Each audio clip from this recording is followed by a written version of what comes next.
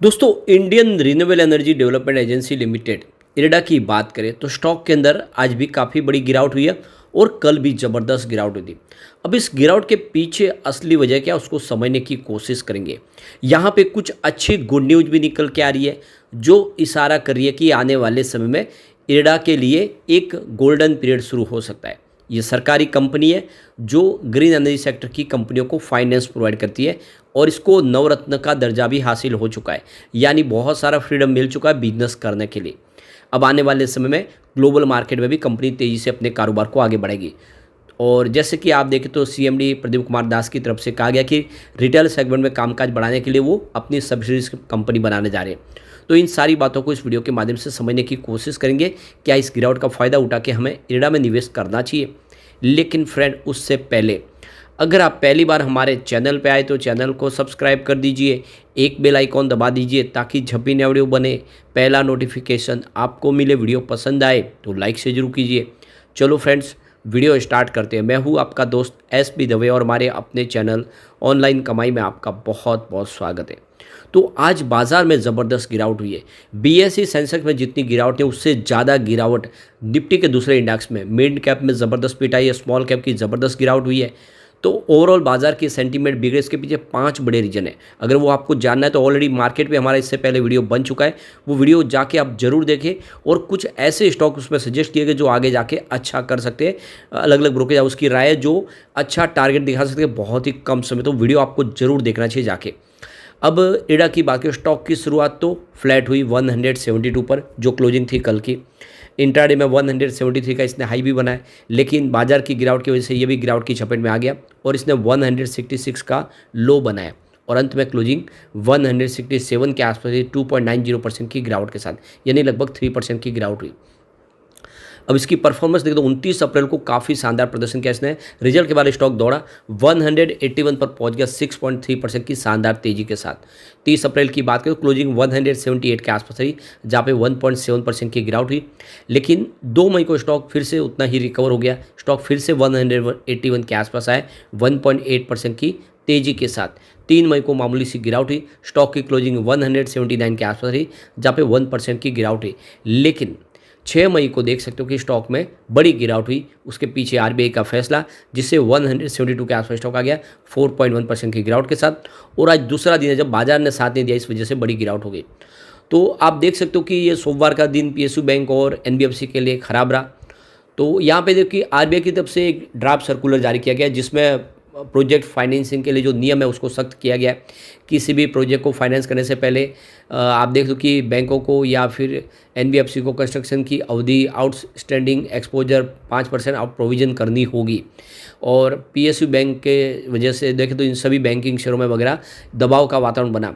जो प्रस्तावित दिशा निर्देश के मुताबिक देखें तो 1500 करोड़ तक के एक्सपोजर के लिए 10% की प्रोविजनिंग करनी पड़ेगी। और देख लो कि आईएफएल सिक्योरिटी ने इसमें इसके बारे में कहा है कि हमें लगता है कि 10% की एक्सपोजर संबंधी जरूरत छोटे खिलाड़ियों के लिए बैंक से लोन लेने के मौके सीमित कर देगी। और अनुमान के मुताबिक बैंक के नेटवर्क का 3% तक रकम इस प्रकार के लिए प्रोविजन में की जा सकती है।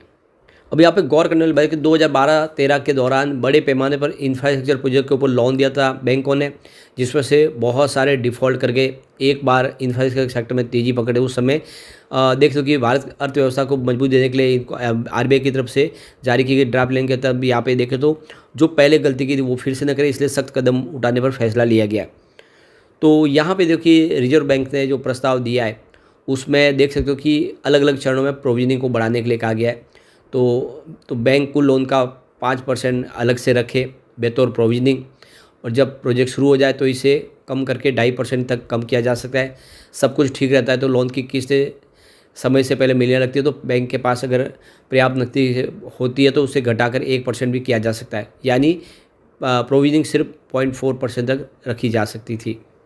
अब ब्रोकरेज फर्म का मानना है कि आरबीआई की प्रस्तावित गाइडलाइन से बैंक ज़्यादा प्रभावित होंगे, जबकि आरईसी लिमिटेड, पीएफसी और इरेडा की बात करें तो उनके रिटर्न ऑन इक्विटी यानी आरओई पर कोई खास प्रभाव नहीं पड़ेगा। ये सरकारी कंपनियां जैसे आरईसी और पीएफसी पावर फाइनेंस कंपनियों को प्रोवाइड करती है लोन, और आरईडी ग्रीन एनर्जी को लोन प्रोवाइड करती है।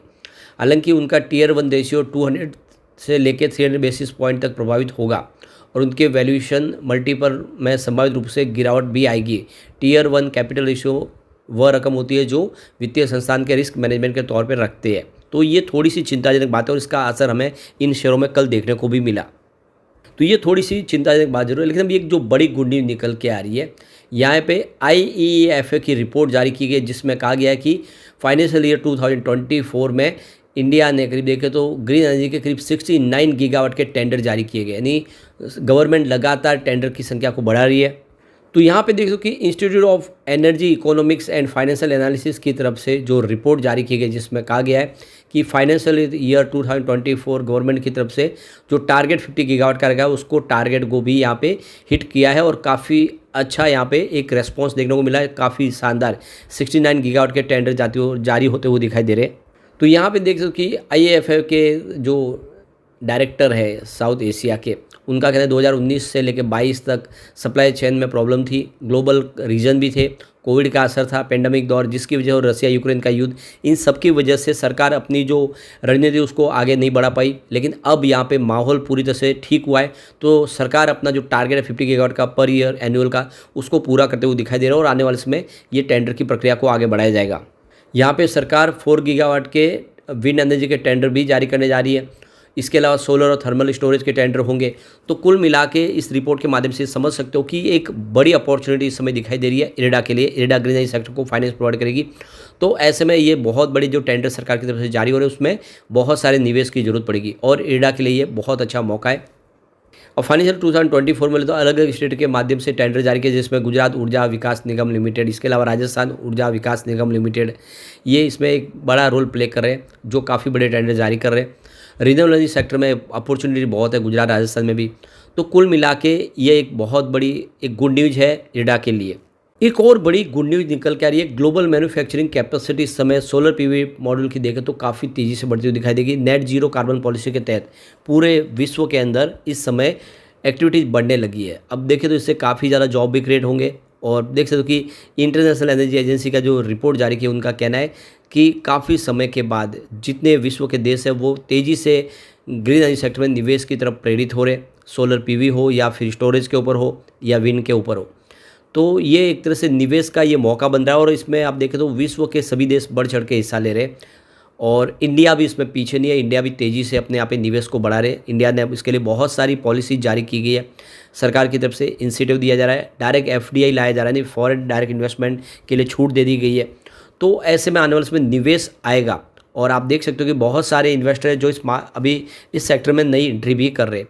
जैसे कि अब कंपनी नवरत्न भी बन चुके तो बहुत अच्छा मौका है कि निवेश करें लॉन्ग टर्म के लिए। शॉर्ट टर्म इन्वेस्टर थोड़ा सा वेट करें, बाजार के सेंटीमेंट बिगड़े हुए, उसके पीछे रीजन जो है उसको जानना है तो ऑलरेडी हमारा इससे पहले वीडियो बना है, आपके जाके वो जरूर देखें, उसमें आपको सारे रीजन पता चलेंगे। लेकिन अगर आप लॉन्ग टर्म इन्वेस्टर तो ये बहुत अच्छा मौका है कि इरेडा जैसे स्टॉक में दाव लगा ले और कम से कम 3 से 5 साल दे। अब यहाँ पे एक कम्युनिटी सेंटीमेंट भी स्टॉक के साथ बना हुआ है। 75% बाय की कॉल है, 25% सेल की कॉल है, यानी लोगों का रुझान अच्छा खासा स्टॉक के साथ बना हुआ। 100 में से 75% लोग इसको लेना पसंद करें। अब पिवट लेवल को भी चेक कर लेते हैं। यहाँ से अगर गिरावट होती है तो 173 का पहला सपोर्ट है, ये सपोर्ट टूटा तो 166 तक स्टॉक जा सकता है। गिरावट और बढ़ी तो 157 तक जाने की संभावना है। तो आप देख सकते हो पहला सपोर्ट तो ऑलरेडी टूट चुका है, सेकंड सपोर्ट के आसपास स्टॉक आ जाया।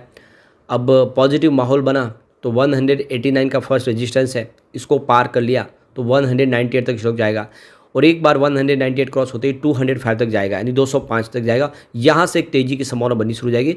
तो लॉन्ग टर्म इन्वेस्टर निवेश करें, आने वाले समय ये आपको माला माल कर देगा। लेकिन फ्रेंड, कोई भी इन्वेस्टमेंट करने से पहले अपने फाइनेंशियल एडवाइजर से बड़े ले ले या अपना खुद का रिसर्च करें, क्योंकि मैंने वीडियो आपके एजुकेशनल पर्पज़ के लिए ही बनाए। वीडियो पसंद आए तो लाइक से जरूर कीजिए और चैनल को सब्सक्राइब कर दीजिए। Thank you friend.